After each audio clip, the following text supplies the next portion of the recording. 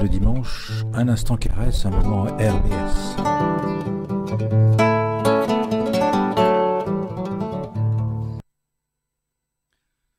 Un C pour coordination, un A pour association, un R pour résident, un E pour étranger, un S pour Strasbourg. Bienvenue dans les rendez-vous de la Caresse, une association constituée pour faire participer de manière entière et active les résidents étrangers dans la vie locale, sociale et culturelle donc de Strasbourg.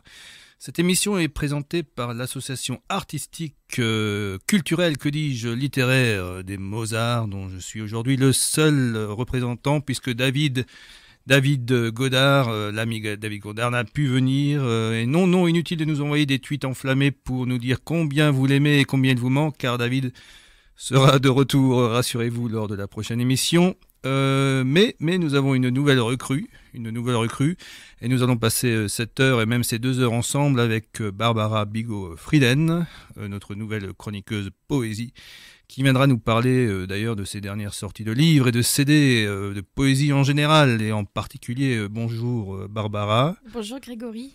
Voilà, bienvenue dans les studios d'RBS. Merci. Et en seconde partie d'émission, j'aurai le plaisir de dérouler pour vos oreilles un nouvel opus des Amis du Souffle Sacré, consacré aujourd'hui à la poésie des solitudes, tout un programme. Mais avant tout cela, c'est l'heure de notre traditionnelle revue de presse. Alors, une revue de presse sans jingle, sans musique, sans transition, et pour cause, elle sera un peu plus courte que d'habitude, car à défaut de célébrer la barbe de Victor Hugo, nous allons célébrer celle du Père Noël. Tout l'espace du mois de décembre est donc dévoué à ce gros bonhomme, et il faut bien le dire, il y a peu de place pour autre chose que par exemple les chants de la nativité consacrés à un autre barbu, j'ai nommé Jésus-Christ. Non, cette période n'est pas dépourvue de poésie. Nous avons tous un vieil oncle qui, en fin de veillée, dans un ultime effort d'exister, lève son verre de vin chaud et tente de déclamer un Enivrez-vous d'un poète dont il écorchera un peu le nom, Baudelaine, et ne parviendra pas à dépasser le second vers de poésie cette fois, et non pas de vin chaud. Trêve de plaisanterie, je vais vous parler d'un projet éditorial extraordinaire, je reprends un peu mon souffle, car c'est un beau projet. Il s'agit du projet de celles qu'ils se font appeler les traductrices. Retenez bien, les traductrices, il s'agit d'Isadora Valls et de Diana Matevosova. Voilà, ça je l'ai dit, c'est bien. Ces 2 amies traduisent depuis plusieurs années maintenant l'œuvre d'un immense poète russe, Eugène Kluev, et elles sont parvenues à édifier un recueil qui a besoin d'ailleurs de vous. Ce livre est en prévente, vous trouverez le lien de cette collecte dans mon podcast à venir, si tout va bien, dans une petite semaine. Voilà, nous avons discuté d'ailleurs avec Isadora de la possibilité d'une rencontre autour de ce projet, ici sur les ondes d'RBS, et elle sera invitée elle-même, ou Diana, ou on verra bien comment ça se passe. D'ici là, ça sera au printemps, pour nous faire entendre parler, pour nous faire entendre les voix de ce poète. Et nous expliquer aussi leur travail, parce que je pratique aussi la traduction de poèmes, et c'est un défi redoutable que de préserver sans trop trahir à la fois la musicalité, la forme et le fond d'un poème. C'est tout un travail. Ce serait une rencontre passionnante, je pense, donc peut-être au printemps. Cela dépendra aussi des conditions sanitaires qui ont tendance un petit peu à se resserrer en ce moment, vous l'avez tous constaté. Je pourrais d'ailleurs préparer une émission toute entière vouée, peut-être même avec notre amie Barbara, à la poésie russe, poésie que j'adore. Comme, voilà, encore donc une bonne graine dans le futur jardin printanier des promesses de la caresse et des Mozarts sur votre radio favorite RBS. Vous signalez aussi une sortie, celle d'un livre important, d'une justice rendue au jeune poète des lettres du même nom. Oui, je parle bien des lettres à un jeune poète de Rainer Maria Rilke. Livre d'importance, mais dont nous n'avions finalement qu'un sens. On n'avait jusqu'à présent que La version de Rainer Maria Rilke, c'est lettre à lui, mais pas celle du jeune poète Franz Xaver Capus. La réparation est faite, ce livre existe et il est passionnant. Je vous en parlerai peut-être dans une future émission. Bon, alors c'est une sortie qui date en vérité de 2020, mais il n'y avait pas vraiment un écho médiatique, puisque en 2020 nous étions tous enfermés chez nous, en train de compter les fleurs sur notre papier peint, des 4 pièces comme ça partout. Et voilà, donc on était un peu mortifiés. Bon, si vous connaissez déjà cette œuvre épistolaire que tout le monde devrait lire, si vous ne la connaissez pas, pas de panique, parce que je vous en parle un peu plus tard dans l'émission. Alors, David Gondard, notre copain présentateur de cette émission, absent aujourd'hui, m'a aussi fait parvenir une petite note pour cette revue de presse, son article « Tentative et tentation de la poésie face au temps ». Post-poésie et poésie fractale, pages 133 et 150 dans la revue Recherche, numéro 27, temps multiples au croisement des disciplines, tout un programme, vient de paraître aux presses universitaires de Strasbourg. Il vous en parlera sans doute la prochaine fois, et mieux que moi. Salut David. Pour finir cette revue de presse, nous allons revenir dans la région alsacienne avec un grand bonhomme qui fête ses 40 ans de carrière, Jean-Pierre Albrecht, un grand copain que je connais depuis mes 18 ans, c'est-à-dire que notre rencontre date du millénaire dernier. Voilà, beaucoup de gazettes ont célébré l'anniversaire de cette carrière, de ce poète. N'ayons pas peur des mots. Ce conteur chante aussi dans toute la Rhénanie, on le connaît bien. Sa verve l'a poussé jusqu'en Macédoine, où il est actuellement. Et il nous reviendra bientôt aussi sur les scènes strasbourgeoises et alsaciennes. Alors il y a une date le 2 février 2022 à 15h à la médiathèque du Neuf, mais je vous le rappellerai encore, avec le spectacle bilingue pour enfants Allô Nounou Freddy. Ouais, voilà. Alors, avant de retrouver notre nouvelle chroniqueuse Barbara Bigot-Frieden, je vous propose d'écouter l'un des tubes de Jean-Pierre. Alors, c'est de l'alsacien, Sleve ich Melodie. Bon, mon alsacien est un peu rouillé, mais je crois que ça veut dire que la vie est une mélodie. Et je dédie ce morceau à tous les copains du passage qui se reconnaîtront, qui autour de Bob ont formé cette si belle fraternité d'artistes. On écoute, c'est parti.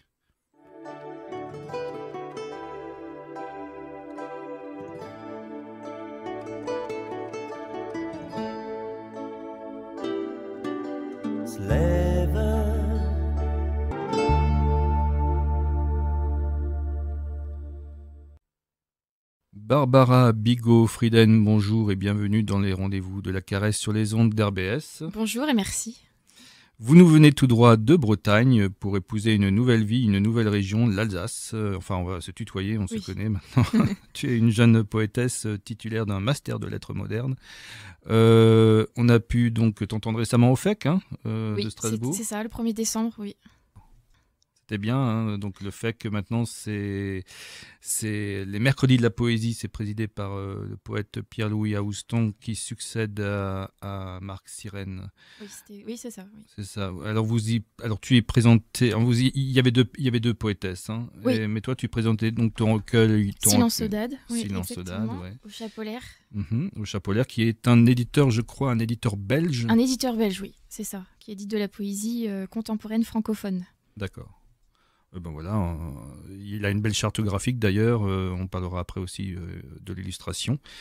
Mais c'est pas tout, tu viens aussi avec un album, un CD d'album de poésie chantée, c'est ça ? C'est de la poésie chantée, donc un recueil chanté qui s'appelle Caché sous vos vertiges. Caché sous vos vertiges, mais tout un programme aussi. Alors, une première question, Barbara, ou plutôt 3 questions en une. Voilà, carrément, on ose tout aujourd'hui. Qu'est-ce qui se cache sous ta poésie ? Que représente la poésie pour toi et comment es-tu finalement arrivé à la poésie ? Eh bien, la première question, qu'est-ce qui se cache derrière ma poésie ? C'est une bonne question parce que je me la pose également. Et en y réfléchissant, moi je pourrais répondre en disant que il se cache un souhait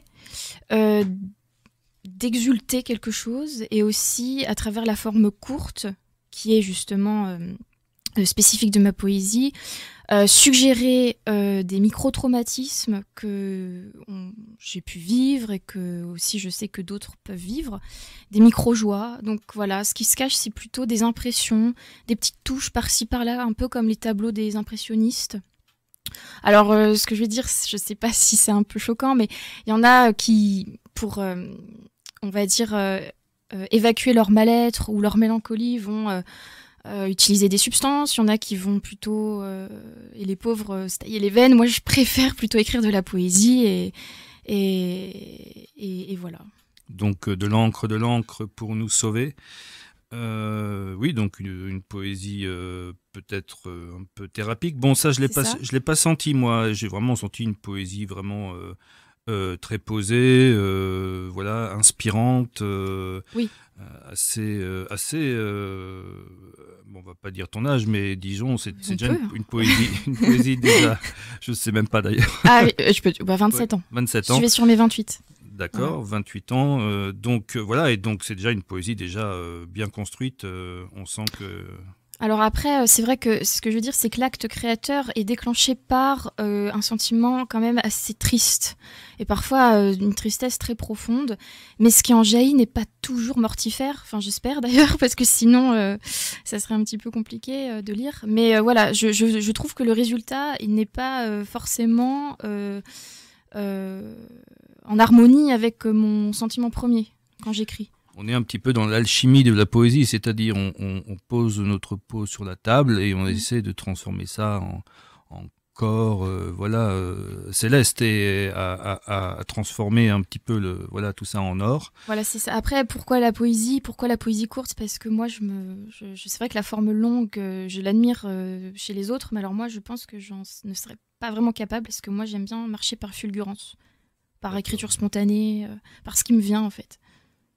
On le sent, c'est des formes effectivement assez courtes. D'ailleurs, il n'y a qu'un titre, c'est Silence Sodade finalement. Oui, et puis au fil des pages, les poèmes se déclinent comme ça.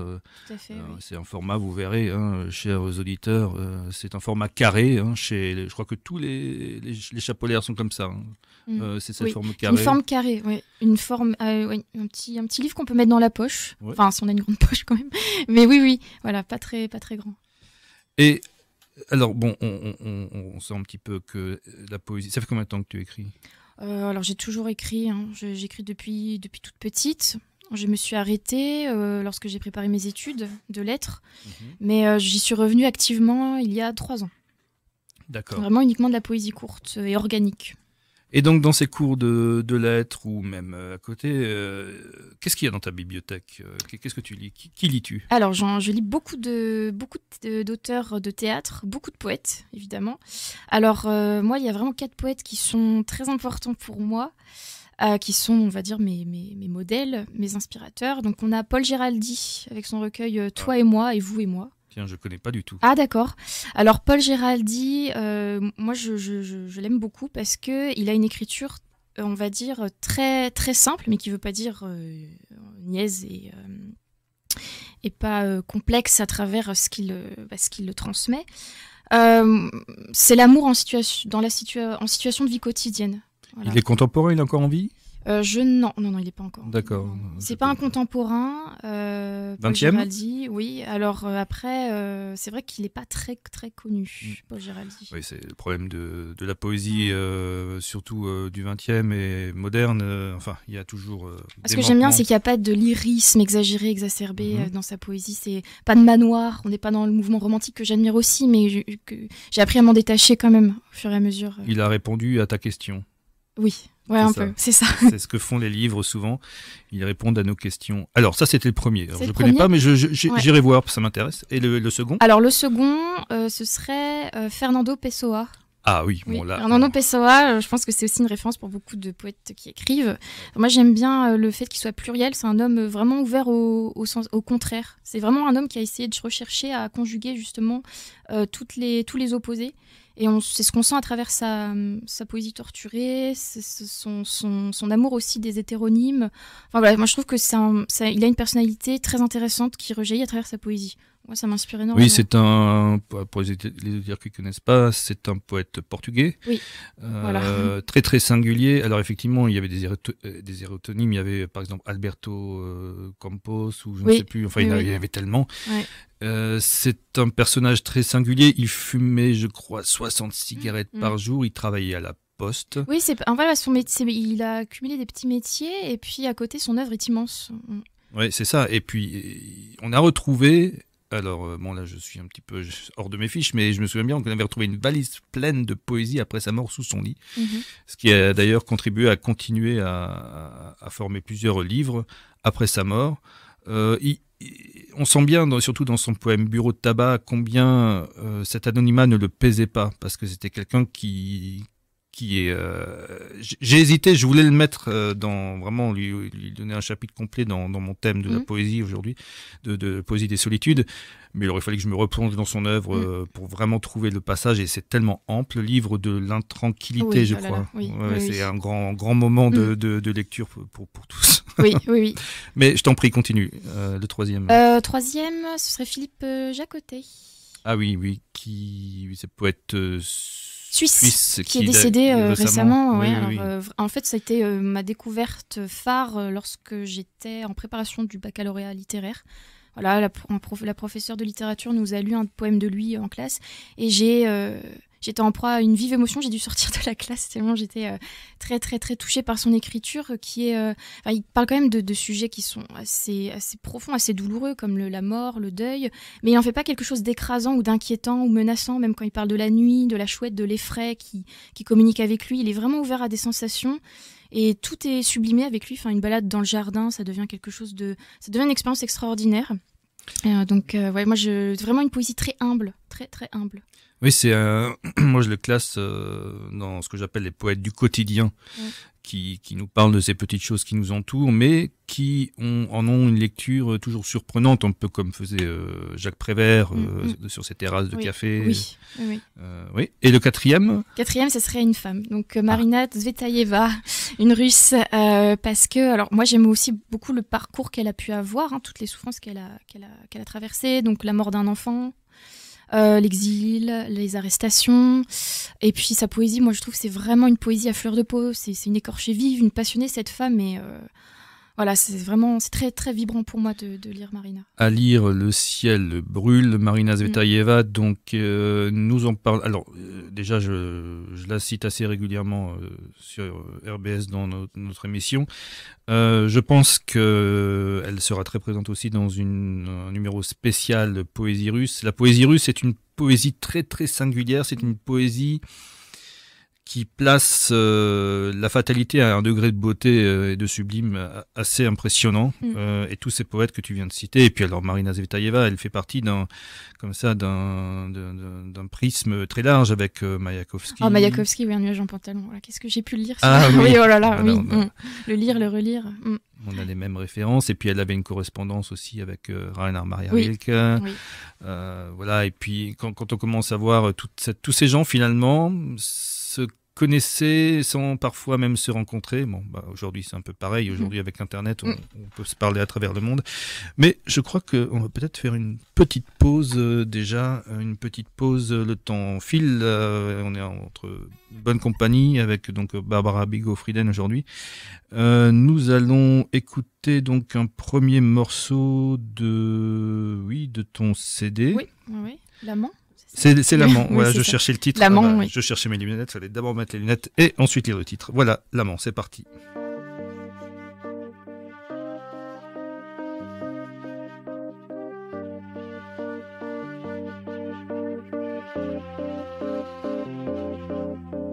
L'amant, je ne dors pas, mes yeux s'ouvrent comme ceux des morts. L'amant est un fossile froid qui tombe dans la forge, qui tombe dans la forge. Je ne lui pas, je n'étais pas son pesant d'or. Je ne lui pas, je n'étais pas son pesant d'or. On m'a veillé 2 fois, la 3e me coffre fort, coffre fort.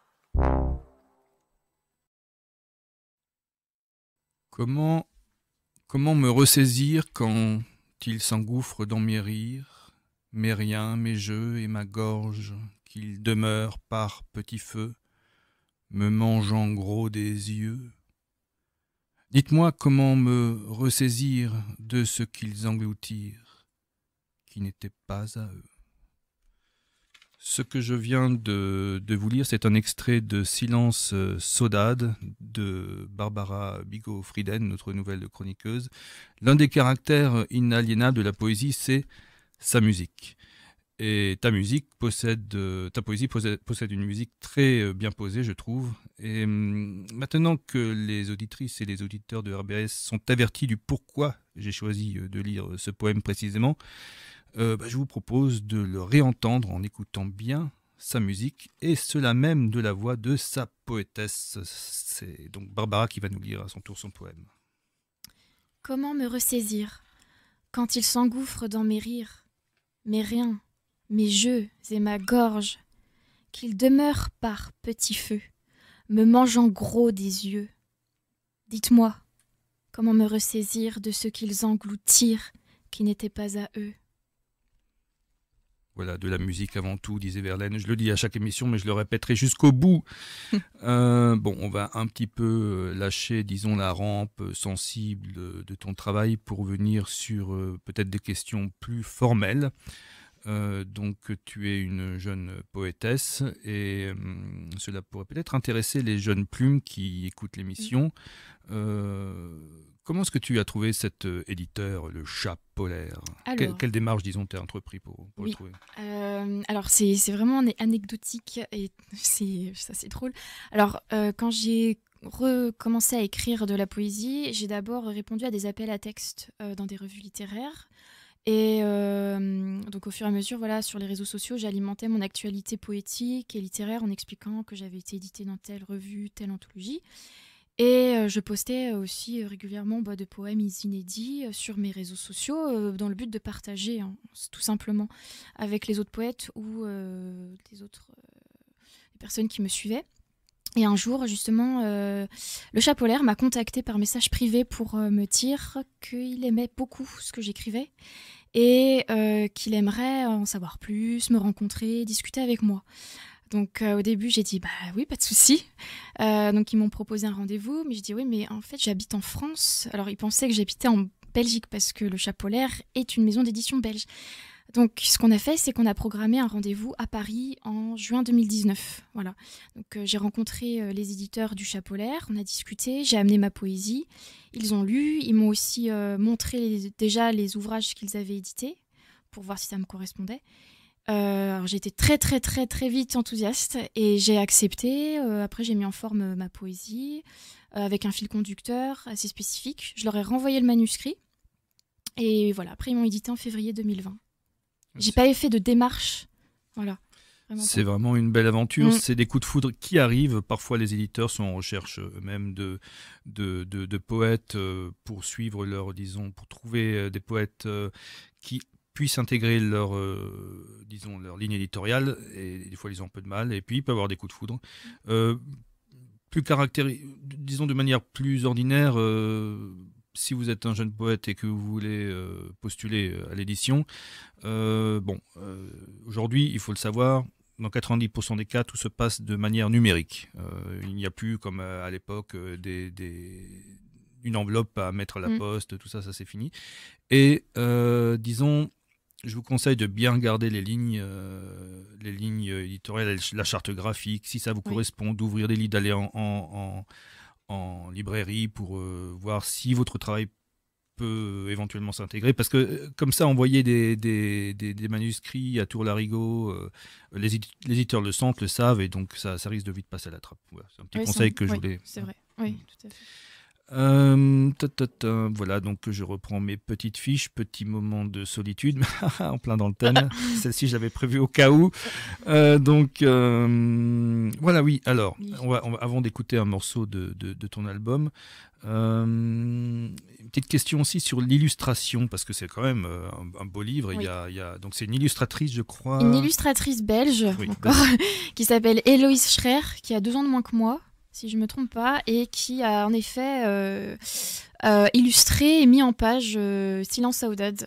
Donc ce sont les éditeurs du Chat Polaire qui me l'ont proposé, parce que obligatoirement il faut dans cette maison d'édition associer un poète à un illustrateur, qu'il soit photographe, dessinateur, sculpteur aussi. Et j'ai vraiment eu, là cette fois, un coup de foudre pour le travail d'Héloïse, et tout le travail s'est fait à distance. Et on s'est rencontrés après la sortie du livre pour des séances de dédicace. C'est souvent comme ça aujourd'hui. Maintenant, c'est la nouvelle formule de l'édition 2.0. Oui. On rencontre même plus. Non, mais c'est vrai, on rencontre plus les éditeurs. On se rend compte effectivement, soudain, quand il y a un salon, on se prend dans les bras si on peut. Et, voilà. Et après, Héloïse, c'est une illustratrice de bande dessinée muette. Ah oui, elle fait de la bande dessinée muette. Original. Voilà. Donc là, c'est pas juste des dessins pour elle. Elle a envisagé vraiment une bande dessinée autour de Silence Saudade. Ah oui, très bien, très bien. On a le temps, tu pourrais peut-être nous lire un poème de ton choix, tiré de ton livre. Qu'est-ce que tu en penses? Oui, j'en pense que je suis d'accord. Oui, c'est avec plaisir. Alors, on va t'écouter, on te laisse juste chercher la page. Ah, tu l'as, c'est bon. Ah, c'est bon, je l'ai, oui.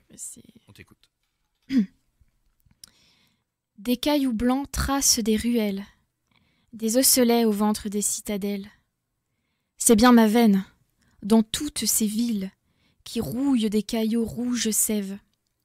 Flottant au large de mes vaisseaux, fantômes, encens, boivent tacher ma robe de lierre. Mon sang ne saurait mentir. Au bol tendu vers tes manches que je tire. Des dalles de tours et de châteaux s'enchaînent les vents et les nodules sur mon dos. On en a des frissons. Alors, encore une petite question avant de passer à ce morceau de musique. Concernant ce premier recueil, quelle sensation tu penses que le lecteur a en refermant ce livre? Disons, quelle intention tu as voulu mettre dans cette poésie? Une sorte de mélancolie, un bonheur délavé, un chant des profondeurs? Alors, moi je pense que j'ai eu des retours et je pense honnêtement que les lecteurs ont compris la notion de Silence Saudade que j'ai voulu quand même mettre en exergue dans ce livre. Donc une espèce de nostalgie, mais teintée d'espoir de retrouver ce qu'on a perdu. Donc les gens ont vraiment ressenti le manque, mais pas un manque non plus, on va dire, mortifère ou désespéré. Il y a toujours une lumière derrière. Il y a aussi une notion de désir dans le manque. Oui, voilà. Et après, ils ont aussi compris qu'il y avait une grande part autobiographique dans ce recueil. Et aussi, ils avaient la sensation d'assister à un long poème, comme un poème fleuve, on va dire. Parce que c'est vrai qu'il n'y a pas de titre dans ce recueil. Et chaque poème trouve une place à part entière. Voilà, c'est pas anodin si je mets tel poème à telle page. Donc les gens ont senti comme une histoire, comme si je racontais quelque chose. Un conte poétique. C'est bien la sensation que ça m'a laissé. Vous êtes sur RBS dans les rendez-vous de la caresse et des Mozart. Nous allons maintenant écouter un morceau de ce CD qui s'appelle donc Caché sous vos vertiges. Oui. Et j'ai choisi le morceau parce que je l'aime bien. Il s'appelle À l'amble. Guidon, pouvez-vous expliquer votre position, s'il vous plaît? Je suis ramassée pour vous dire que votre égérie aime l'amour. Ah bon? Je marche à l'amble, je valse à l'angle de vos bras, de vos bras, petite.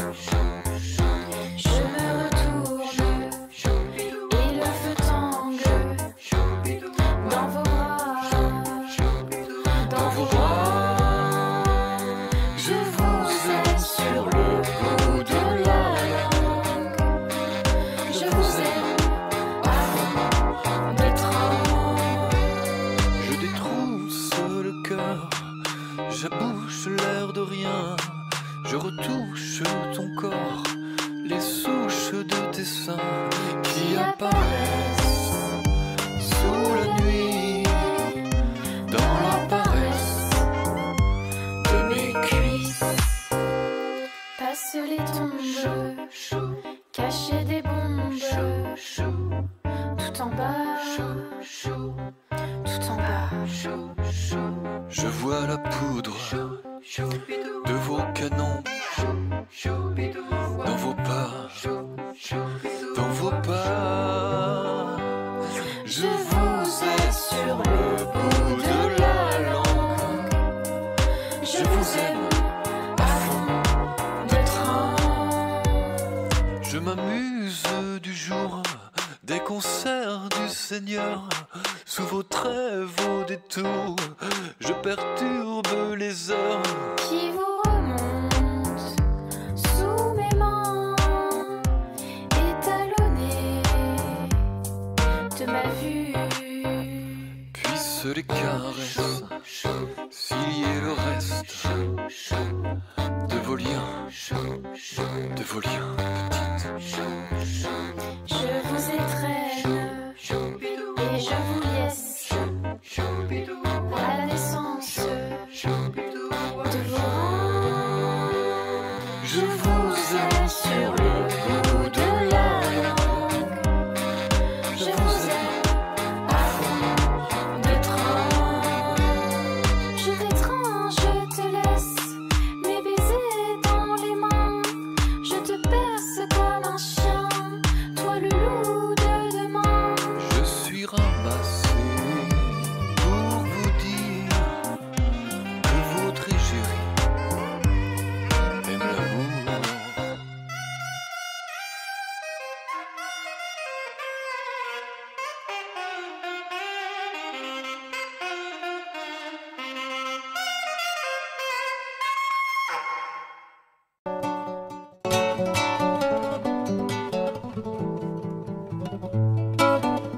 « 13h15 le dimanche, un instant caresse, un moment RBS.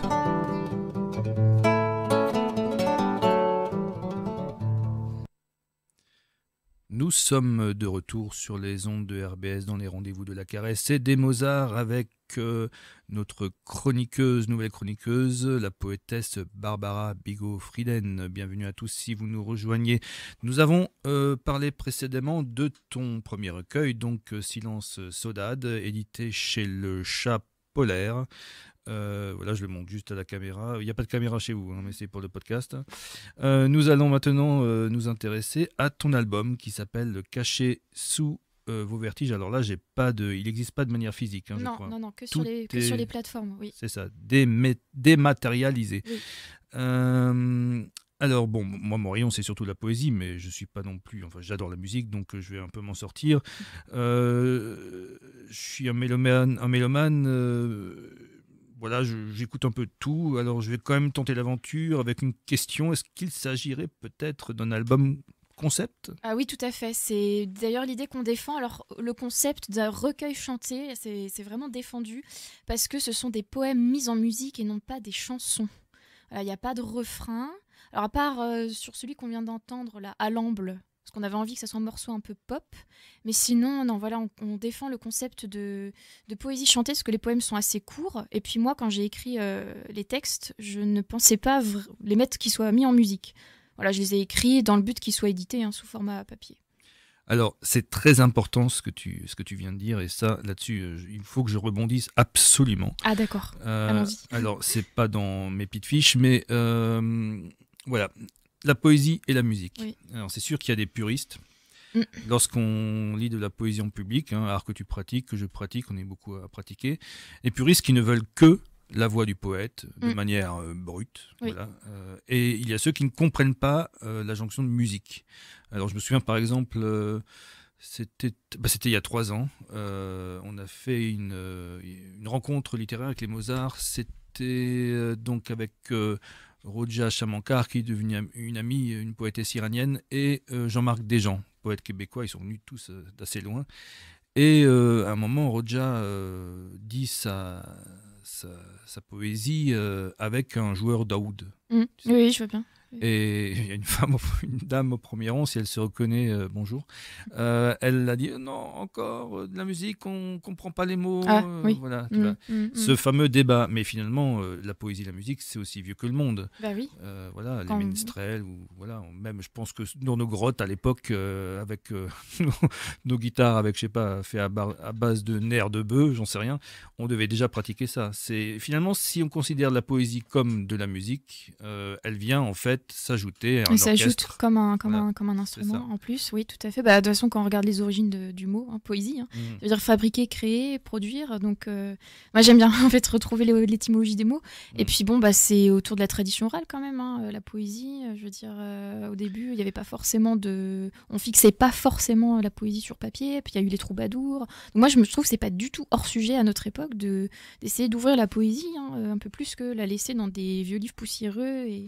La musique est un souffle, la poésie est un souffle. On dit des poètes qu'ils sont enthousiastes, c'est leur première qualité. L'enthousiasme qui vient du grec, enthelios, et qui veut dire en fait le souffle, Créateur, ça le souffle, crée, créateur, ouais.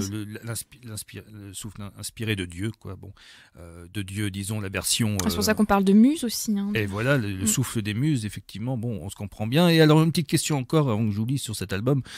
On a quand même l'impression un peu d'un duo Gainsbourg-Berking. Bien sûr, on nous en parle souvent parce que Ernest de Jouy, donc le musicien et mon partenaire artistique, est féru de Gainsbourg. Moi, j'aime bien aussi.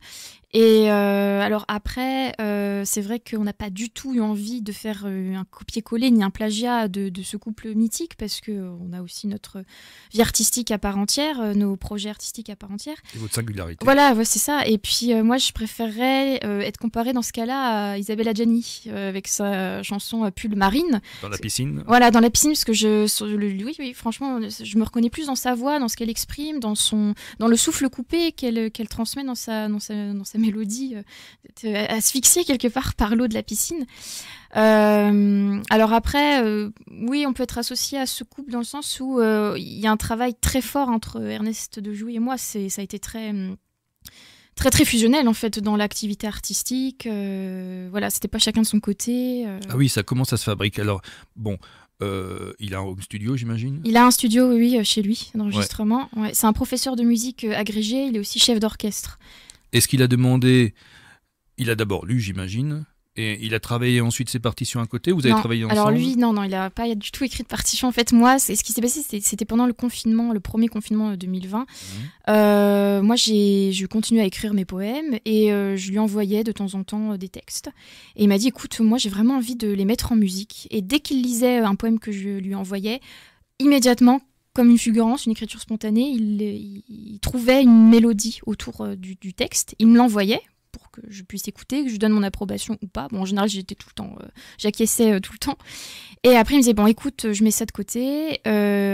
Ensuite, moi, je vais faire quelques arrangements, je vais étoffer. Et puis, quand on sortira du confinement, ce serait bien que tu viennes enregistrer ta voix, tes textes.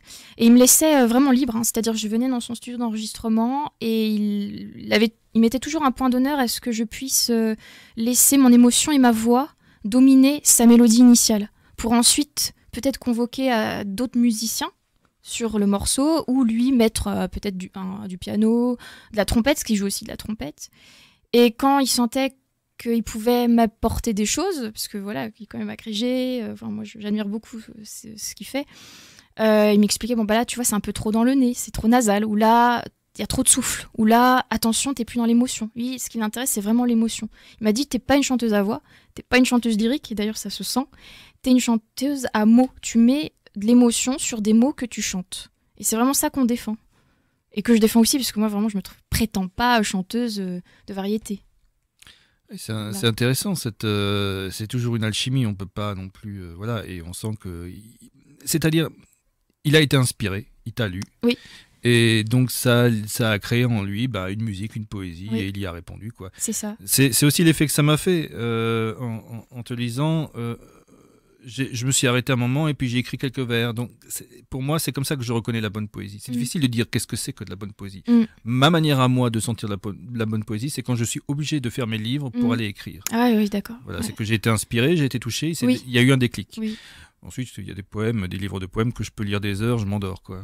Il se passe oui, rien. Ça m'arrive aussi, oui. Ouais, tout à fait. Alors juste, album concept aussi, parce qu'on on travaille autour d'un triptyque, donc écriture, mise en musique et clip. Donc oui. on a envie au fait de poursuivre notre activité de mise en image de chaque morceau du recueil chanté, 16 poèmes. Voilà, donc on en a déjà créé 6. Et où est-ce qu'on peut voir ces clips? YouTube. Ouais, YouTube, on tape, enfin, non, là pas caché sous le vertige, mais plutôt les noms en fait des clips. D'accord. nom des clips Mais si on sur tape YouTube. ton nom sur YouTube, Oui, on te trouve, hein. oui, si on le, ouais, il a mis sur sa chaîne YouTube Ernest de Jouy, J-O-U-Y. Ok, Ernest de Jouy sur sa chaîne YouTube tous les clips qu'on a sortis. d'accord. Et on peut les voir et les partager abondamment Oui, ouais, sur les réseaux sociaux, les amis. c'est ça. Les amis du souffle sacré. Alors, voilà. Est-ce qu'il y a des dates de concert? Parce qu'il est en Bretagne, toi t'es Oui, à Strasbourg. Oui, j'habitais en Bretagne, donc on a travaillé ensemble quand j'habitais en Bretagne. Il est resté en Bretagne. Et donc des dates de concert comme l'album est sorti, enfin le recueil chanté est sorti il y a à peu près 2 semaines. Pour le moment, on laisse les choses se décanter. On est en train de démarcher, voilà, en Alsace et Bretagne. On aimerait bien. Ouais, surtout qu'en Bretagne, ça bouge pas mal. Je crois qu'il y a pas mal de scènes, hein. Ça serait plutôt quelle ville en Bretagne? On aimerait bien Rennes. Ah bah oui. Rennes, Nantes. Entre Nantes, c'est pas. Enfin voilà, donc ça c'est encore un autre débat. Mais... Ah Parce oui. que Nantes fait partie de la Oula. Bretagne. Oula. Oups. Oula. Ah, je reçois des tweets, attention. Oui, on fera pas ce débat aujourd'hui, mais c'est vrai qu'entre deux fest-noz, ça peut être sympa d'écouter. Mais on un peu aimerait de bien poésie. en Alsace, puisque maintenant j'habite en Alsace et que je suis venue en Alsace aussi pour le rayonnement culturel, que Ernest puisse venir. Ouais, il y a des scènes, hein, chez nous. Il y a les savons d'Hélène. Ah oui, bah oui. Il y a bien sûr il y a le FEC, il y a le camionneur, il y a le fossé des 13, il y a moyen vraiment de... Et puis aussi, cet été, j'espère que le Summer Lead sera en place et d'autres festivals pour accueillir de nouveau les poètes de manière, disons, décente et joyeuse. Ok, très bien. Bon, et voilà. Alors une question peut-être purement informative. Il y a un label ou c'est un autre nom? Il a créé une boîte de production qui s'appelle Les Bouches Fracassantes. Les bouches fracassantes. Oui. Et on va dire que oui, le recueil chanté fait partie de ce label. De toute façon, là, Ernest, il est en train de proposer d'autres recueils chantés à d'autres artistes. D'accord. Ouais. Mais d'ailleurs, on peut l'écouter où? Le recueil chanté. Alors on peut Ouais. l'écouter si vous allez sur mes réseaux sociaux, donc ma page Facebook ou Instagram, moi j'ai mis les liens dans ma biographie. Donc c'est des liens, le lien SoundCloud, oui, parce que, oula, attention l'anglais, j'ai un lien. Et puis j'ai mis aussi un lien iMusician puisque j'ai posté mon recueil chanté sur cette plateforme qui a ensuite distribué sur toutes les plateformes de téléchargement Oui, gratuites. Deezer, Voilà, Deezer, Spotify. Spotify, YouTube. Donc il y a juste à aller sur la plateforme que vous préférez, que vous aimez, et puis vous tapez Caché sous vos vertiges. Et normalement, ça apparaît. Ouais. Alors, pour nos auditeurs là qui sont dans leur voiture, dans les files d'attente pour rentrer dans Strasbourg avec les marchés de Noël, Barbara Bigot-Frieden, ça s'écrit B-I-G-O-T Oui. et Frieden. Oui, Frieden. Tiens, Frieden à l'alsacienne, Frieden. Ah oui, drôle. j'ai appris récemment que j'avais des origines alsaciennes. Ah bah voilà. Voilà. F-R-I-E-D-E-N. oui. Ouais, bah voilà, elles sont là les origines. C'est ça. Je me retourne un peu vers la cloque, vers l'horloge. Il est tout simplement l'heure d'écouter un nouvel morceau d'album. Alors, ce morceau s'appelle Les Plaies. Oui, les plaies du ciel. Les Plaies du ciel, rien Oui. que ça, mais encore tout en programme. C'est parti.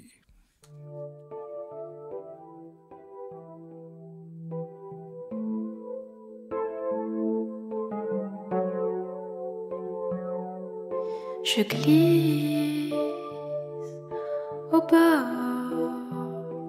de mes semelles.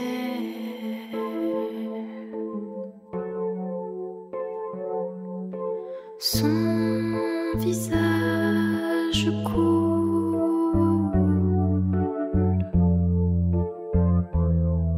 dans le mien.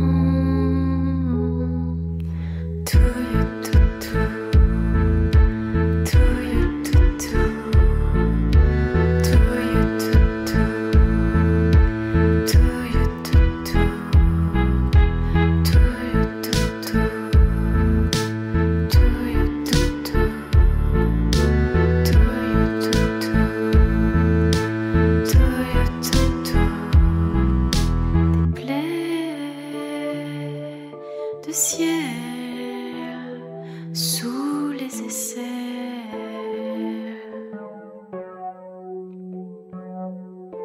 Quand il fait feu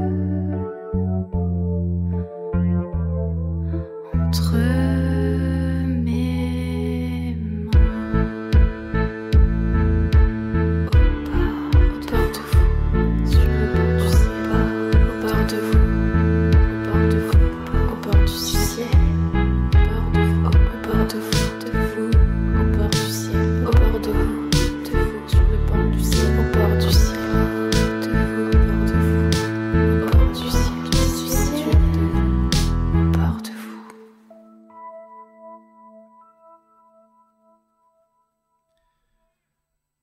Ah, comme c'est joli. De retour avec la poétesse Barbara Bigot-Frieden. Alors, nous avons parlé de ton recueil, Silence Saudade, édité chez le Chapolaire. Nous avons parlé de ton album qui s'appelle donc Caché sous vos vertiges, nos vertiges.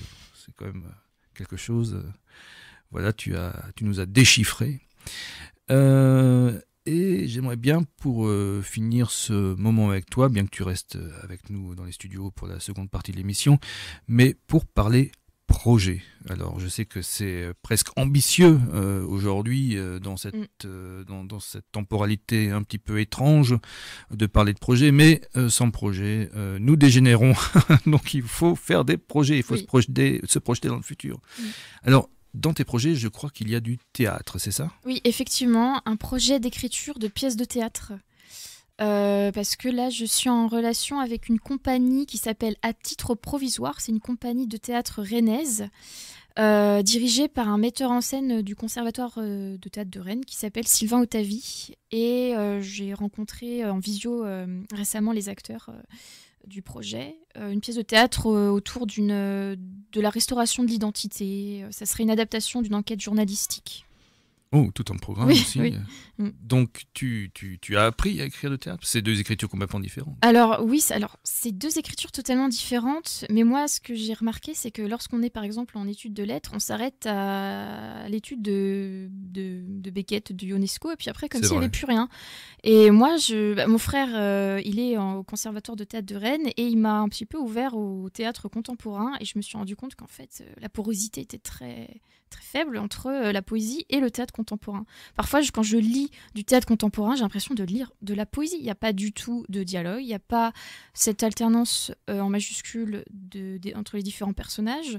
Parfois, ça peut être juste du monologue tout seul, ou des petites histoires. Donc, le genre théâtral est un petit peu revu dans son origine première, je trouve, actuellement. Oui, il y a aussi le théâtre, le théâtre et sa cruauté de Antonin Artaud. Oui, voilà, et puis je pense C'est vu ça à la fac très peu quand même, vraiment. Alors moi je pense au théâtre à Darrell Pinter, Falk Richter, c'est vraiment des dramaturges qui... Alors Falk Richter par exemple, lui il écrit pas pour le théâtre, lui il écrit pour des danseurs. Oui. Mais il a quand même été mis dans la catégorie théâtre.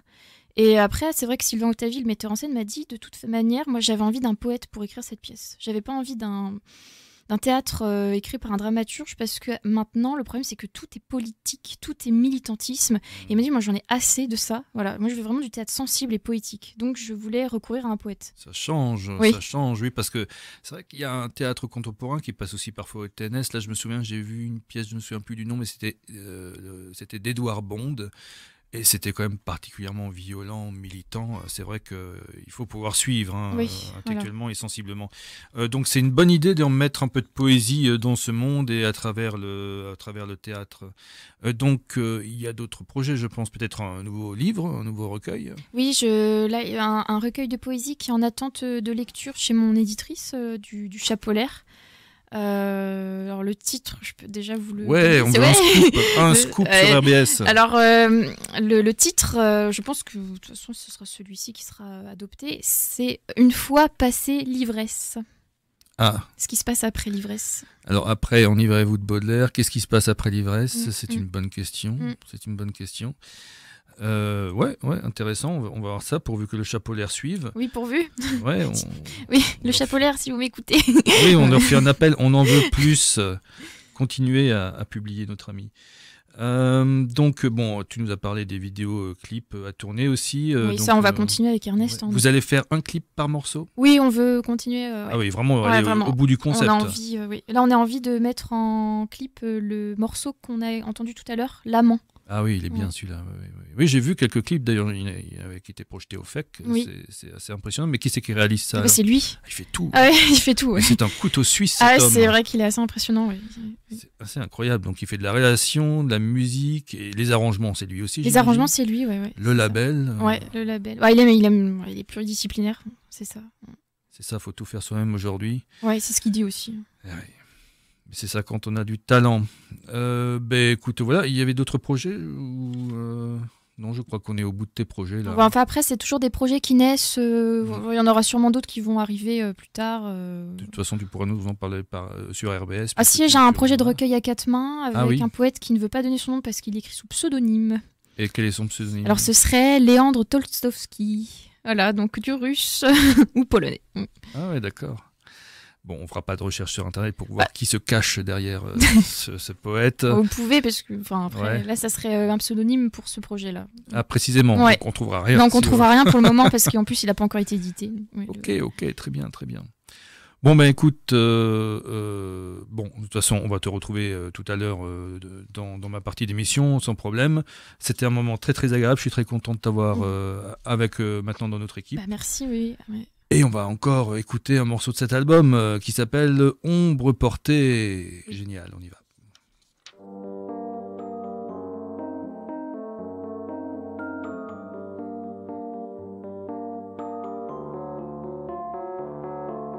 S'aimer comme on s'abîme, s'aimer. Je l'ai vécu, ma foi, et j'ai payé la dîme sans prendre mon dû, sans demander de reste.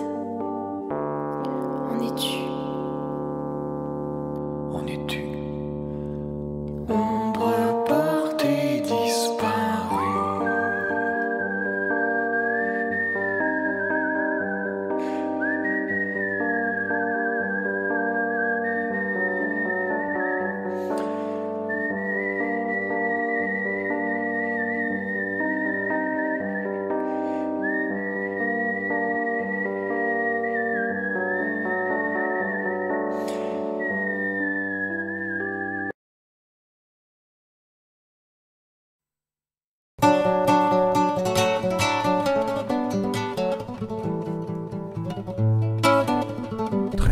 Le dimanche, un instant caresse, un moment RBS.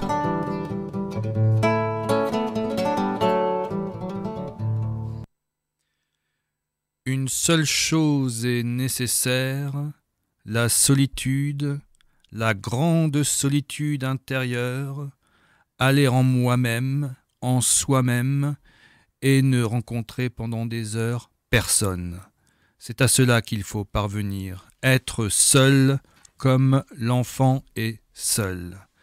C'est en ces termes que le poète Rainer Maria Rilke s'adressait dans l'une de ses lettres au jeune poète Franz Xaver Capus. Si Rilke nous parle d'une forme de solitude nécessaire à l'écrivain, ce n'est pas la seule solitude qui existe. Nous allons partir en quête de la poésie des solitudes, chers amis du souffle sacré, bonjour. Nous allons donc explorer aujourd'hui l'un des sentiments les plus répandus dans notre humanité, la solitude. Sentiment le plus répandu chez nous, pauvres humains, peut-être parce que nous venons seuls au monde et nous le quittons seuls. Et nous le savons, nous le ressentons, cette solitude est la première des familiarités que nous côtoyons. C'est un peu ce que disait le poète Octavio Paz avec ses mots à lui. La solitude est le fond ultime de la condition humaine. L'homme est l'unique être qui se sent seul et qui cherche l'autre. L'autre, c'est celui qui nous manque. Un seul être vous manque et tout est dépeuplé, disait d'ailleurs Alphonse Lamartine. L'autre est celui qui nous manque ou celui qui nous pèse. Être seul à deux, mais c'est cette solitude-là aussi, on va l'explorer. Et celui qui a certainement le mieux fait grincer les dents du vieux squelette de la solitude, c'est Émile Cioran. Je le dis à la roumaine, Émile Cioran, si vous préférez pour les Français. Il l'a tellement exploré qu'il croit qu'au bout de ce silence se tient Dieu. Et il dit, celui qui a vécu jusqu'au bout l'orgueil de la solitude n'a plus qu'un rival, Dieu. Il parle aussi d'une solitude moins mystique, d'une solitude du quotidien, du commun. Il nous fait presque rire dans cette phrase où l'on se reconnaît tous, tant la solitude me comble que le moindre rendez-vous m'est une crucifixion. Ici, la solitude est pratiquement l'objet du bonheur. Mais Chilan, Siran pour les Français, rejoint aussi beaucoup l'impression d'autres poètes qui vont assimiler la solitude à la création, en déclarant la solitude est l'aphrodisiaque de l'esprit, comme la conversation celui de l'intelligence. La solitude, le silence et l'isolement seraient donc propices à la création. Alors l'illustre Victor Hugo, dans un élan peut-être un peu prétentieux, mais bon, il est Victor Hugo, il peut se le permettre, la solitude est bonne aux grands esprits et mauvaise aux petits. La solitude trouble les cerveaux qu'elle n'illumine pas. La solitude serait donc un objet subi, si l'on n'en fait rien, et se trouverait être la compagne nécessaire à tout être qui doit penser ou créer ou entreprendre des choses.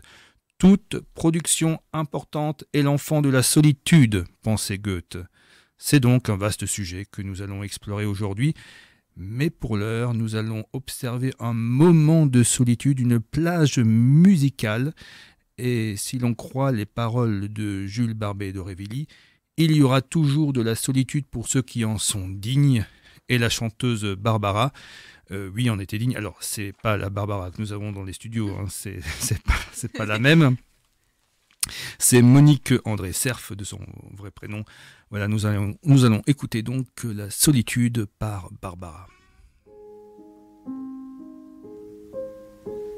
Je l'ai trouvé devant ma porte un soir que je rentrais chez moi. Vous êtes de retour sur RBS dans les rendez-vous de la caresse et des Mozart. Bienvenue chers amis du souffle sacré, nous explorons aujourd'hui la solitude en poésie. Alors pour cette première partie de notre émission des amis du souffle sacré, je vous propose à votre écoute la découverte ou redécouverte de Jules Supervielle. C'est un grand poète, et c'est pas par hasard que je le choisis lui en particulier. Vous pourrez, si vous voulez, vous pencher un peu sur l'homme qu'il fut en faisant vos propres recherches. Sur Internet, vous découvrirez tous les drames qui ont jalonné la vie de ce poète, la perte de ses parents alors qu'il était bien jeune, son exil lors de la Seconde Guerre mondiale en Uruguay, pays de sa naissance, sa ruine bancaire. Voilà, il tenait la banque de la famille. Une véritable ruine, sa maladie pulmonaire, bref, une vie qui n'est pas de tout repos. Alors ce qui m'intéresse aujourd'hui chez ce poète, c'est que c'est un poète de l'intériorité, de la méditation et donc de la solitude. Un homme qui ne se sent pas bien parmi les hommes. D'ailleurs, alors que les autres poètes de son temps, c'est-à-dire du temps de l'entre-deux-guerres, sont fascinés par le grand monde extérieur, ce grand monstre moderne qui avance et se façonne à coups de métal et de béton. Lui se détourne de ce thème pourtant en vogue. Il ne se sent pas du tout à l'aise parmi les futuristes de Marinetti, ce mouvement artistique qui fait l'éloge de la civilisation urbaine, de la vitesse et des machines. Jules Supervielle ne se reconnaît pas non plus dans les villes tentaculaires de Émile Verhaeren ou encore dans le film Métropolis qui date de 1923, qui est très emblématique de la pensée artistique de cette époque. Non, Jules Supervielle, lui, écrit son recueil « Les Amis Inconnus ». Livre jugé pathétique par ses pairs, livre qui dépasse le simple refus de l'aujourd'hui et s'intéresse à l'abîme qui sépare les êtres. Le monde accouche bruyamment d'une cité verticale, d'une nouvelle Babylone, une Babylone de pétrole et de plastique, mais toutes et tous ne sont pas dupes et ils sont quelques-uns à rejeter ce nouvel horizon. Je vais vous faire entendre le poème Solitude, qui se situe à peu près au milieu du recueil, de ce recueil dont je vais parler. L'une des grandes parties de ce recueil, c'est la lumière humaine, je vous le conseille, donc de Jules Supervielle, un étranger parmi les hommes, un homme seul parmi les hommes. On écoute donc ce poème. Homme égaré dans les siècles,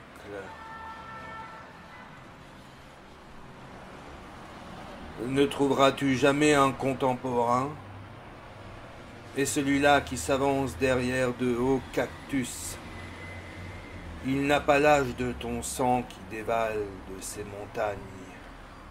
Il ne connaît pas les rivières où se trempe ton regard et comment savoir le chiffre de sa tête receleuse. Ah, tu aurais tant aimé les hommes de ton époque et tenir dans tes bras un enfant rieur de ce temps-là. Mais sur ce versant de l'espace, tous les visages t'échappent comme l'eau et le sable. Tu ignores ce que connaissent même les insectes, les gouttes d'eau. Ils trouvent un continent à qui parler ou murmurer, mais à défaut d'un visage, les étoiles comprennent ta langue. Et d'instant en instant familière des distances, elles secondent ta pensée, lui fournissent des paroles. Il suffit de prêter l'oreille lorsque se ferment les yeux.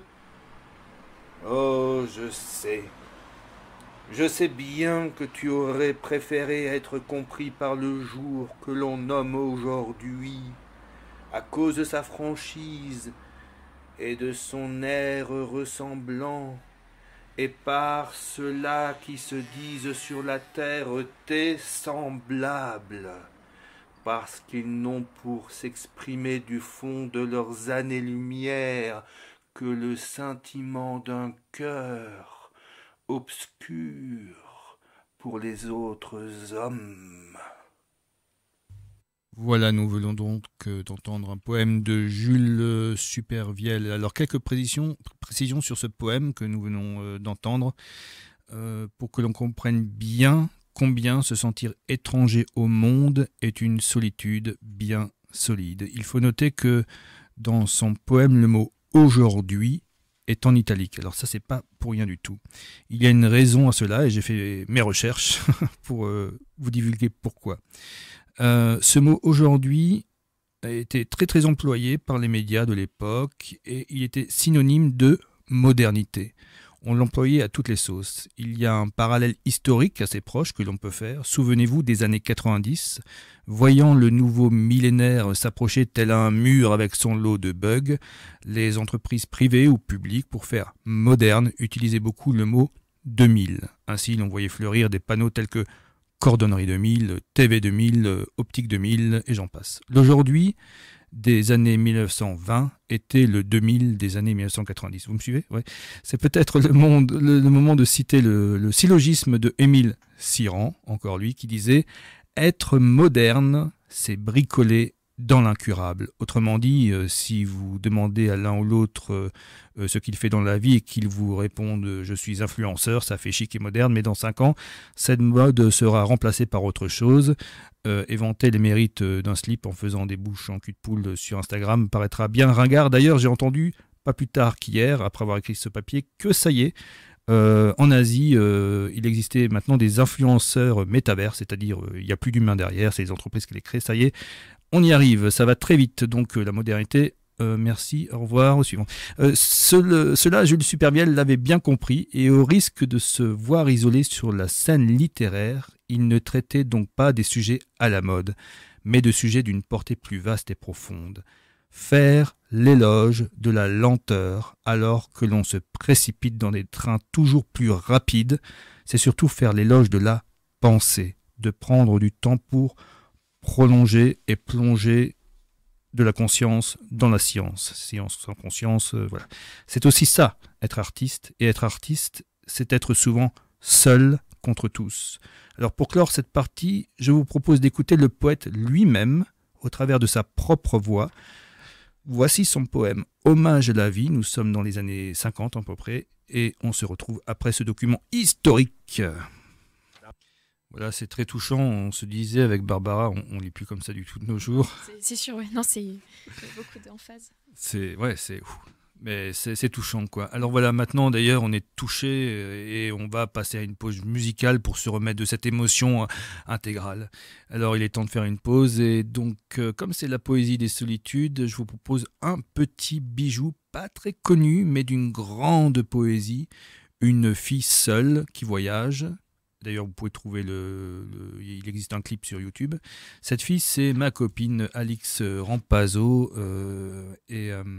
Voilà, on va écouter la mélopée de la fille du RER.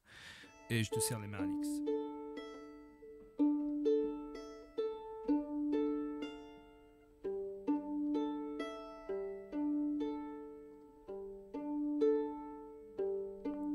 Elle vient de s'asseoir sur le siège, écoute de la musique. De loin c'est un arc-en-ciel, de près un nuage. Des trésors s'évadent de sa bouche en gouttelettes pâles. Des poèmes, des épaves de bouteilles. Elle voit briller sous ses pieds toute la marée parisienne. Est-ce qu'elle est belle? Est-ce qu'elle est belle? De récif en récif, ses désirs sont des précipices. La redoutable envie de vivre, comme un artifice, se glisse entre deux numéros. Une pensée s'explose, le danger de s'égarer toute seule sans contrôle. La fille du RER dans son palais de rame plane en rêvant quel drôle de vaisseau spatial courbevoie des gratte-ciel en construction prennent le soleil. Certains sont des paquebots, se dit-elle, et si je respire? Et si je respire trop fort? Qui sait si la marée pourrait me soulever encore? Tout est tranquille, pas une tache d'huile dans le moteur. La fille du RER connaît son trajet par cœur. Au-dessus de sa tête, un carré bleu de cobalt, imitation parfaite du ciel sans les étoiles. Les plaisirs sont difficiles pour qui voyage sans ambition. La beauté est fragile, un peu d'hélium dans un ballon. La fille du RER dans un arrêt tôt ou tard finira cette histoire, finira cette histoire. La fille du RER, la fille du RER.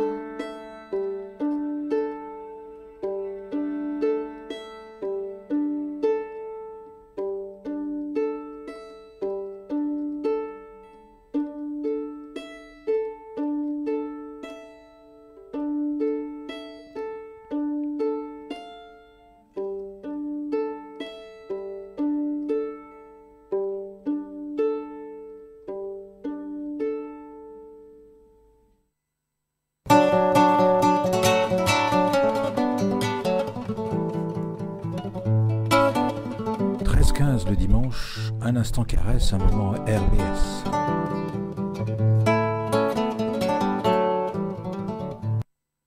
Retour sur les ondes d'RBS après ce flottement génial. Merci Alix, je te serre les mains. Retour dans les rendez-vous de la caresse et des Mozart à notre émission de poésie Les Amis du Souffle Sacré, aujourd'hui consacrée à la poésie des solitudes. Observons maintenant la poésie au travers de deux poèmes de femmes de lettres parlant de la création et de la solitude. Je me retourne vers toi, Barbara. Barbara Bigot-Frieden. Oui. Elle est là, elle est encore avec nous, toujours dans nos studios, pour te demander finalement dans quelles conditions tu écris. En silence ou retiré dans l'alcôve de ta solitude la plus secrète, ou alors tu as besoin d'un brouhaha comme certains écrivent, c'est des écrivains de café, il faut qu'ils se sentent au milieu de la civilisation, au milieu du théâtre des opérations. Et toi? J'alterne entre solitude et brouhaha, oui. Là, en ce moment, j'écris beaucoup en mouvement. J'ai écrit un poème autour de ça, d'ailleurs. Je dis j'écris en mouvement puisque ma pensée fuit en avant. C'est-à-dire que j'ai l'impression que souvent, ma pensée, elle précède mes pas. J'ai fait ce constat, en fait, parce que je marche beaucoup, surtout quand je vais donner mes cours de français au domicile des élèves. Et puis là, j'en profite pour écrire des poèmes en marchant. Alors, sur mon carnet, sur mon portable, un peu moins quand même, parce que j'évite. Mais voilà, j'ai l'impression de courir après ma pensée. Souvent le défilé des paysages donne ça, hein. Dans le train aussi, oui. Le mouvement effectivement nous inspire beaucoup. Après le train m'inspire pas trop parce qu'en fait je suis statique dans un train qui est en mouvement. Moi je préfère marcher, c'est-à-dire c'est quand c'est moi qui suis en mouvement. Tu préfères être dans le mouvement, quoi. Voilà, c'est ça. Et donc c'est comme ça actuellement, mais sinon parfois c'est quand même chez moi, voilà, c'est assise tout simplement sur un fauteuil et il y a aucun bruit qui se produit. D'accord. Bon, moi personnellement, peu m'importe, mais je veux juste pas être interrompu quand j'écris parce que j'aimerais aller au bout de ma pensée. Donc ça, voilà. Ensuite, j'aime bien parfois de la musique, mais sans parole. Ça me donne un peu le rythme comme ça de ma versification. Bon, alors je suis aussi peintre. Par contre, là, je suis obligé de faire ça de manière isolée parce que pour une bonne et simple raison, c'est que j'ai des chats. Et qu'un chat qui marche dans une palette de peinture à l'huile, ça laisse des traces pour l'éternité chez toi. Donc déjà, il faut vraiment être seul là. Et là, alors là, j'ai écrit une nouvelle qui va être publiée au printemps aux éditions Abstraction qui s'appelle... Ah, je sais pas si je peux l'annoncer. Enfin, qui s'appelle... On met un bip.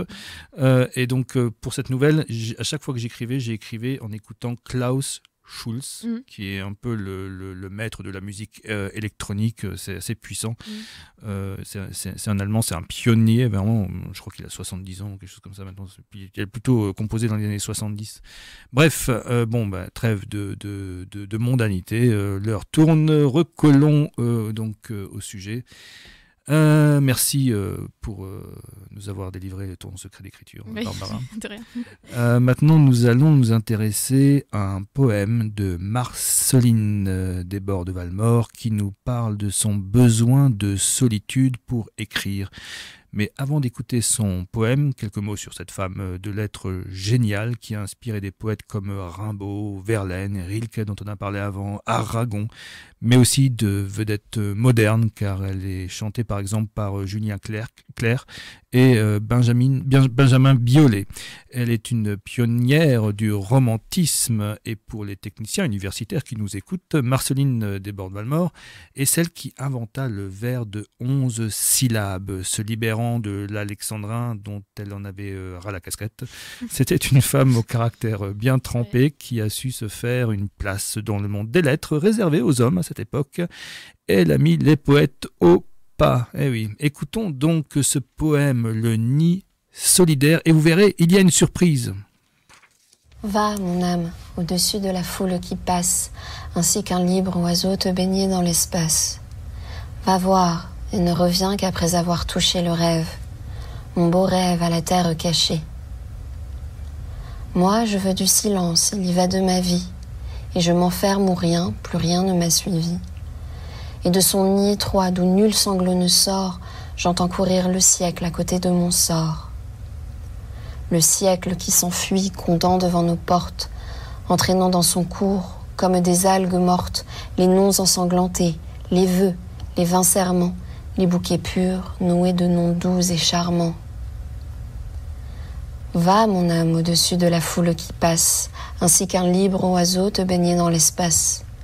Va voir, et ne reviens qu'après avoir touché le rêve, mon beau rêve à la terre cachée.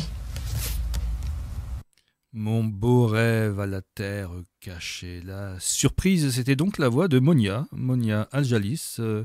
Exit ma voix rauque pour la poésie féminine. Je vais tenter pour chaque émission de trouver des femmes de lettres pour incarner les proses des poétesses.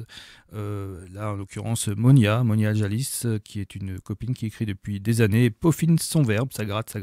Elle finira bien par nous sortir quelque chose de très puissant. Je connais un petit peu sa poésie, c'est une poésie belle de violence. Nous l'avions invitée lors d'une lecture ici à Strasbourg il y a 2 ou 3 ans et c'était au Savon d'Hélène. Était invitée également à ce show poétique Farah Chama et Monia a récemment été la rédactrice en chef d'une revue sulfureuse, la revue Époque. Nous aurons le plaisir de l'inviter lors de la sortie de son recueil. Retenez bien son nom, Monia Aljalis. Trêve de la mondanité, j'ai déjà dit, trêve des confiseurs, je sais pas, trêve de marivaudage. Passons à la suite de notre exploration des solitudes en poésie. Je vous avais parlé de 2 poèmes féminins, voici donc le second et l'occasion pour nous de réentendre la voix de Monia. Salut Monia. Il s'agit maintenant du poème Les Solitaire de René Vivien. René Vivien, je vous en avais déjà parlé lors de la précédente émission. C'est une femme de lettres qu'on appelait la Sappho 1900, en hommage à son amour revendiqué pour les femmes d'origine britannique, mais de langue française, l'une des dernières romantiques disparue en 1909 à l'âge de 32 ans. Ce poème parle de la solitude comme d'une ivresse, pratiquement comme d'un sens voluptueux que tout le monde devrait développer. On a la sensation qu'elle cherche à dompter sa solitude comme s'il s'agissait d'un animal sauvage. On écoute. Ceux-là dont les manteaux ont des plis de linceul goûtent la volupté divine d'être seuls. Leur sagesse a pitié de l'ivresse des couples, de l'étreinte des mains, des pas au rythme souple. Ceux dont le front se cache en l'ombre des linceuls savent la volupté divine d'être seuls. Ils contemplent l'aurore et l'aspect de la vie sans horreur, et plus d'un qui les plaint les envie. Ceux qui cherchent la paix du soir et des linceuls connaissent la terrible ivresse d'être seuls. Ce sont les bien-aimés du soir et du mystère. Ils écoutent germer les roses sous la terre et perçoivent l'écho des couleurs, le reflet des sons. Leur atmosphère est d'un gris violet. Ils goûtent la saveur du vent et des ténèbres, et leurs yeux sont plus beaux que des torches funèbres. Et leurs yeux sont plus beaux que des torches funèbres. Magnifique poème de René Vivien. Bon retour sur RBS. On explore aujourd'hui la poésie, les solitudes en poésie dans les rendez-vous de la caresse. Avant une nouvelle pause musicale, je vais vous lire un poème en direct. Je prends le risque. Habituellement, je préfère les enregistrer pour ne pas écorcher le poème en question et bien faire honneur au poète, mais il faut vivre avec un peu de risque, chers amis, et donc je vais prendre ce risque-là. Alors, quelques mots sur le poète en question. Il s'agit de Georg Trakl, qui... alors, je reprends ma fiche. Donc, j'ai appelé ça... Oui, j'ai dit que c'était un guerrier fatigué. Alors, il succombe à 27 ans d'une overdose de cocaïne dans la nuit du 2 au 3 novembre 1914. Une erreur médicale en plein champ de bataille ou suicide, on ne saura jamais la vérité sur sa mort. Ce poète autrichien méconnu, Georg Trakl, méconnu mais admiré par ses pairs, notamment par Rainer Maria Rilke, 4 fois qu'on cite son nom, et j'ai pas d'action, qui déplore la vie ratée de ce grand poète en interrogeant Georg, mais qui était-il? Une interrogation qui tend surtout à dire qui est cet homme capable d'une si grande poésie? J'en ai les poils qui se dressent là dans les studios. Un homme très tourmenté et dont la solitude transparaissait dans toute son œuvre, et dont je vais donc vous lire en direct Nuit d'hiver. De la neige est tombée, passé minuit, tu quittes enivré de vin pourpre le quartier sombre des hommes, la flamme rouge de leur foyer. Oh, les ténèbres. Gel noir, la terre est dure, l'air a un goût d'amertume, tes étoiles se ferment en signes mauvais. À pas pétrifié, tu longes lourdement la voie, les yeux écarquillés comme un soldat à l'assaut d'un rempart noir. Avanti, avanti. Amère neige et lune, un loup rouge qu'un ange étrangle, tes jambes teintes en marchant comme de la glace bleue, et un sourire plein de tristesse et d'orgueil a pétrifié ton visage, et le front blêmi dans la volupté du gel. Ou bien il se penche, muet sur le sommeil d'une sentinelle qui s'est écroulée dans sa cabane de bois. Gel et fumée, un blanc linge d'étoiles brûle les épaules qui supportent, et les vautours de Dieu lacèrent ton cœur de métal. Oh, la colline de pierre en silence fond, et oubliez le corps froid dans la neige d'argent, noir est le sommeil. L'oreille suit lentement les sentiers des étoiles dans la glace. Au réveil, les cloches sonnaient dans le village. Le jour rose entra à pas d'argent par la porte de l'Est. Voilà pour ce poème de Georg Trakl. Je vais vous en reparler après, mais là on va faire une petite pause musicale pour que je me remette de mes émotions et on va écouter Mano Solo. Ouais, solo. Allez, viens.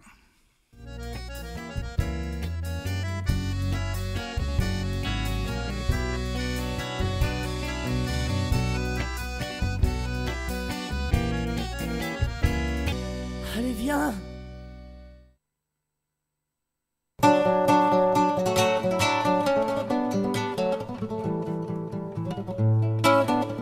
13h15 le dimanche, un instant caresse, un moment RBS.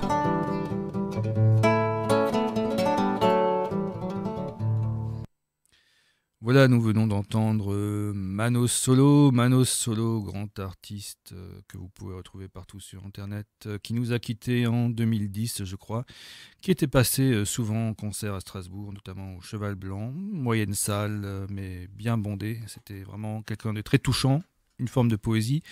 Et on ne le sait pas forcément, mais c'était le fils à Cabu, disparu lui aussi tragiquement. Voilà, donc vous êtes de retour sur les ondes d'RBS dans ce moment de rendez-vous de la caresse, les amis du souffle sacré, pour la poésie des solitudes. Alors à propos du poème que je vous ai lu avant tout à l'heure en direct, poème de Georg Trakl, il me semble important de souligner un point. Alors souvenez-vous de cette phrase où Georg Trakl a dit « Tes étoiles se ferment en signe mauvais ». C'est assez puissant qu'un signe de désespoir. Disons, les étoiles nous ont souvent servi à travers l'histoire comme guides, pour nous guider dans la nuit ou guider les bateaux, toutes sortes de voilà. Et le fait qu'elles s'éteignent, c'est vraiment atteindre un degré de perdition assez fort. Donc, il me semblait important de souligner cette métaphore. Et une petite note d'attention aux jeunes poètes. Voilà, là c'est quelque chose d'important. Si vous écrivez, l'utilisation par exemple du mot étoile, voilà, on a tendance à trop l'utiliser. Tous les poètes ont comme ça des mots qu'ils ont tendance à trop utiliser. Je les appelle des mots valises. Moi par exemple, c'est le soleil et le monde. Alors à chaque fois je me dis, est-ce que c'est le bon mot, tu vois, ou qu'est-ce que tu mets dedans? Est-ce que tu peux pas le remplacer? Tout le travail d'un poète, c'est de trouver le mot juste. Alors, les mots comme étoile ou la rose ou le cœur, méfiez-vous. Il faut absolument être attentif à ne les employer que lorsque vraiment vous parlez du cœur qui bat, quoi. Voilà, il me semblait important de le dire. Voilà. Je reprends ma fiche. Bon, ben voilà, on a tendance à les employer avec facilité. Et c'était important de le dire. La recherche du mot juste. Voilà, maintenant nous allons écouter un poème en lien aussi avec la solitude, mais une solitude un peu particulière, la solitude à deux. Eh oui, parce qu'on peut vivre avec quelqu'un toute sa vie et se sentir seul. C'est une solitude bien connue et c'est Jacques Prévert, je trouve, qui l'illustre le mieux, en tout cas dans mes recherches. Et ça s'appelle Déjeuner du matin. On écoute ça.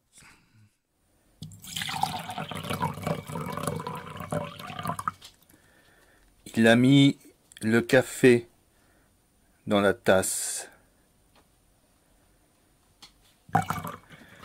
Il a mis le lait dans la tasse de café.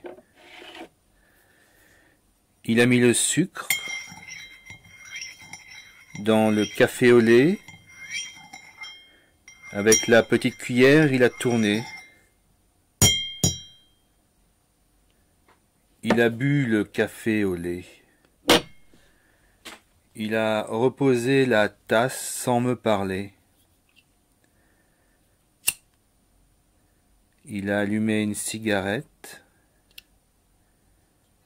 Il a fait des ronds avec la fumée. Il a mis les cendres dans le cendrier sans me parler, sans me regarder. Il s'est levé, il a mis son chapeau sur sa tête, il a mis son manteau de pluie parce qu'il pleuvait, il est parti sous la pluie, sans une parole, sans me regarder. Et moi, j'ai pris ma tête dans mes mains et j'ai pleuré. et j'ai pleuré. Barbara, tu voulais dire quelque chose? Non, non, je trouve ça triste. Mais bon, c'est tellement vrai. Enfin, c'est vraiment des petites scènes comme ça de la vie quotidienne, hein, à force. Enfin, l'usure amoureuse, je pense. Enfin, moi, ça me fait penser à ça. C'est tout un sujet. On Ouais. pourrait travailler sur Quotidien l'usure qui ronge, amoureuse. ouais. Oui, ou l'humeur amoureuse, l'humour amoureuse. Bref, la fatigue s'installe, mais on est toujours là sur RPS. Donc, la poésie des solitudes. On vient d'entendre Jacques Prévert, et maintenant, j'aimerais vous faire écouter ou découvrir un poète, alors que je trouve très absent dans les médias traditionnels qui, disons, s'occupent de poésie ou de littérature. Il s'agit de René-François Sully Prudhomme. Son poème Première solitude, il y a aussi un poème qui s'appelle d'ailleurs Dernière solitude, mais un peu plus morbide. On va parler de la première, hein, plus sympathique, qui parle de la poésie de l'enfance. Alors c'est un poème qui reste moderne, vous allez voir, puisqu'il s'agit de la solitude du faible face au fort. Il est question en quelque sorte de harcèlement scolaire, et nous sommes pourtant au XIXe siècle, preuve que le sapiens sapiens évolue doucement et qu'il répète bien des erreurs avant d'en prendre le son. J'en profite pour vous glisser le numéro vert à composer en cas de harcèlement, le 3020, et de cyberharcèlement, le 3018. À propos de René-François Sully Prudhomme, c'est un poète bien connu, et notamment pour un poème que j'espère vous lire un jour ici, qui est un joyau de la littérature française et qui s'appelle « Le vase brisé ». Sublime métaphore de son cœur brisé. Vous voyez, par exemple, là, on remplace le mot cœur par vase et c'est toute une histoire. Je pourrais vous préparer une émission sur la poésie, voilà, et ses chagrins de cœur. Voilà, c'est ce qu'on voulait dire avant. Il y a de quoi faire. Voilà. Donc, en attendant, voici le poème promis qui s'appelle Première solitude. Dans les sombres écoles, des petits qui pleurent toujours. Les autres font leur cabriole, eux, ils restent au fond de la cour. Leurs blouses sont très bien tirées, leurs pantalons en bon état, leurs chaussures toujours cirées, ils ont l'air sages et délicats. Les forts les appellent des filles, et les malins des innocents. Ils sont doux, ils donnent leurs billes, ils ne seront pas commerçants. Les plus poltrons leur font des niches, et les gourmands sont leurs copains. Leurs camarades les croient riches, parce qu'ils se lavent les mains. Ils frissonnent sous l'œil du maître, son ombre les rend malheureux. Ces enfants n'auraient pas dû naître, l'enfance est trop dure pour eux. Oh, la leçon qui n'est pas sue, le devoir qui n'est pas fini, une réprimande reçue, le déshonneur d'être puni, tout l'heure est terreur et martyr, le jour c'est la cloche et le soir, quand le maître enfin se retire, c'est le désert du grand dortoir. La lueur des lampes y tremble, sur les linceuls des lits de fer, le sifflet des dormeurs ressemble au vent sur les tombes l'hiver. Pendant que les autres sommeillent, fait au coucher de la prison, il pense au dimanche, il veille, pour se rappeler la maison. Il songe qu'il dormait naguère, douillettement enseveli dans les berceaux, et que les mères les prenaient parfois dans leur lit. Ô mère coupable, absente, qu'alors vous leur paraissez loin, à ces créatures naissantes il manque un indicible soin. On leur a donné les chemises, les couvertures qu'il leur faut, d'autres que vous les leur ont mises, elles ne leur tiennent pas chaud. Mais, toute ingrate que vous êtes, ils ne peuvent vous oublier et cachent leur petite tête en sanglotant sous l'oreiller. C'était un poème donc qui s'appelait Première solitude, voilà, du poète Sully Prudhomme. Nous allons maintenant faire une pause musicale en écoutant un morceau qui s'appelle également Solitude. Alors aujourd'hui c'est le festival, hein. Beaucoup de poèmes qui s'appellent Solitude, les solitaires, voilà. Bon, c'est comme ça puisque c'est le thème. C'est un poème, pas un poème, oui, un poème en musique on peut dire, de Léo Ferré, La mémoire et la mer. J'aime beaucoup ce morceau, je pense que c'est mon morceau favori de Léo Ferré. Léo Ferré un petit peu controversé en ce moment, on va pas revenir dessus. Voilà, c'est l'homme face à ses démons, réveillé par la vieillesse, solitude de l'homme face à la mer, face à lui-même, face au cosmos, face au néant. Nous écoutons Léo Ferré, La mémoire et la mer.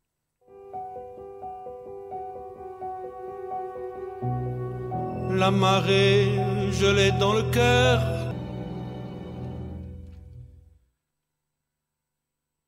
Je ne me souviens pas plus loin que cette terre-ci et le christianisme.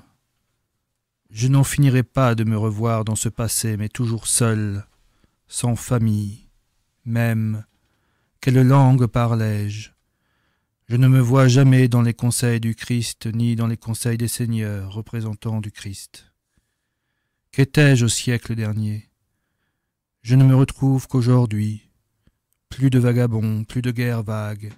La race inférieure a tout couvert, le peuple comme on dit, la raison, la nation et la science.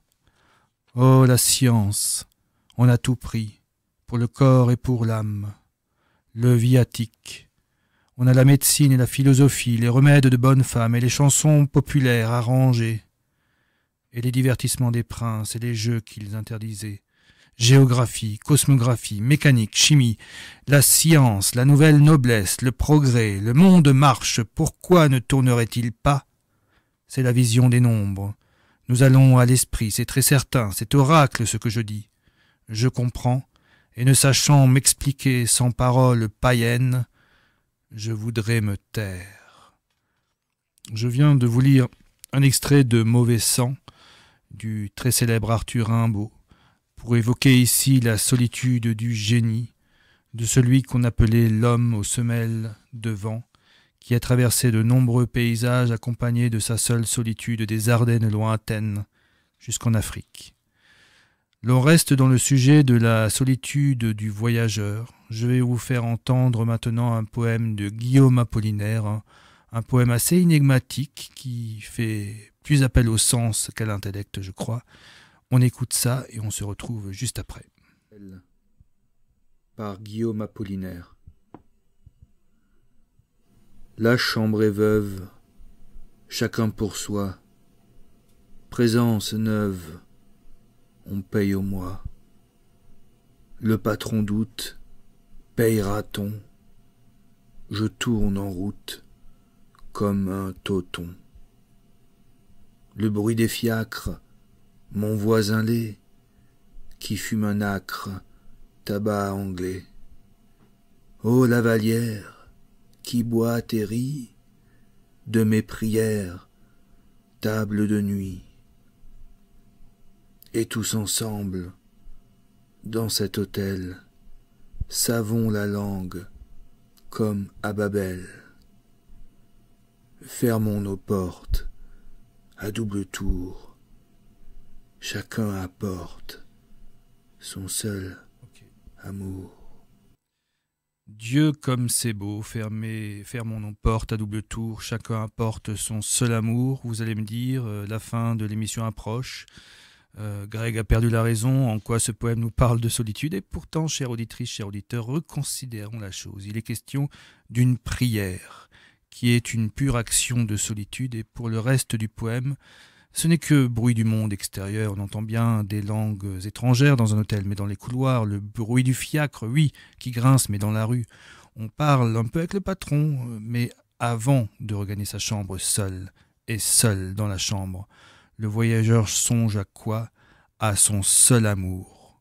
Peut-être le rejoint-il, peut-être le fuit-il.